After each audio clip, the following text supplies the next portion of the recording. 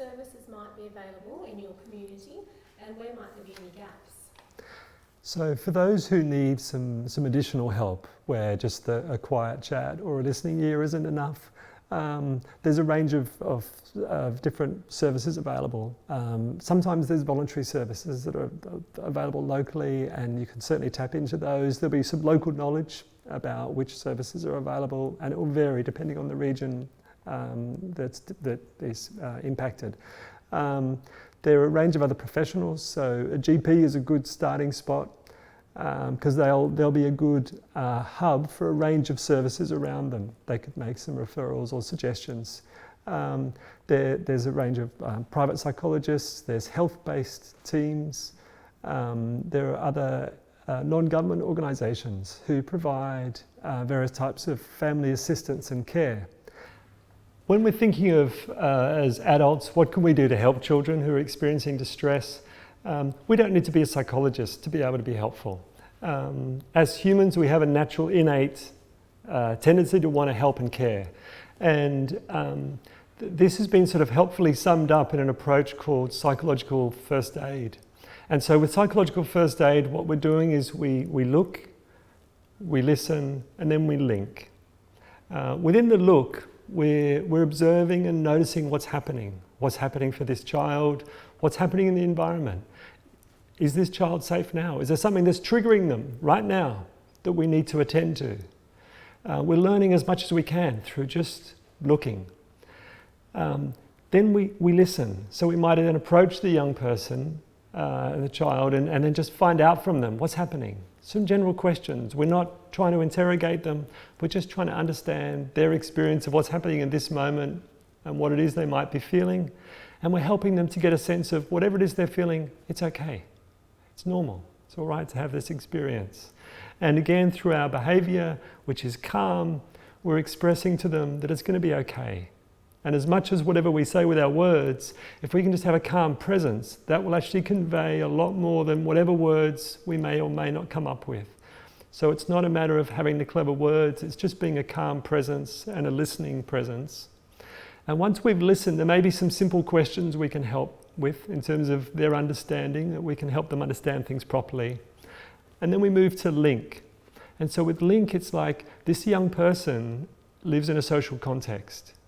And so we're trying to link them back with their social context. And so within a daycare preschool type setting, that would be potentially an activity, playing something. But it could also be their playmates. But it could also be their family. But it might also be some of the activities they do outside of school. It might be a craft activity. It could be a whole range of different things, but we're looking at all levels. What can we do to link this person back into the stuff that is just everyday life? Because that's what's going to help restore their sense of security and safety. And for a long time. Well, what we've found here in the Coolah community, the effects of the bushfire have been long-lasting, because our bushfire fell into a really lovely long drought. And I know that we've had families that would say, oh, it just won't rain in the fire ground. We've found that, I think one really important thing was not only is it long lasting for the children, because we're seeing hyperarousal when fire queues come up, fire evacuation, ambulances or fire trucks going past the preschool, or the smell of smoke. But also we find that the community is quite tense. There's a lot of stress within the community, and I guess we notice that parents, if you're having those small little discussions with them, can be more hyper alert in those situations, if that makes any sense, or have a negative bias. So when you go in to have a conversation, sometimes they can pick up all the negative things you're saying, not the positive things. So we've had to be really aware of that, and how we can communicate so they know we're on their team really clearly. Is there anything else, Joe? I don't think so.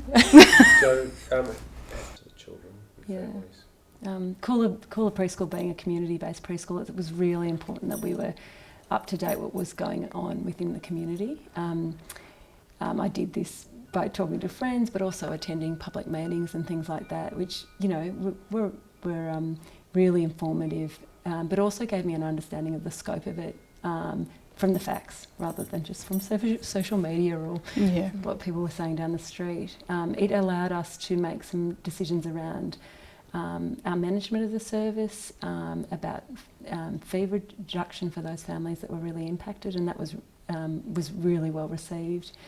It also, you know, not only did we have the fire, but we went straight into a drought, and I think that's really affected our community in the way that I think people are quite stressed.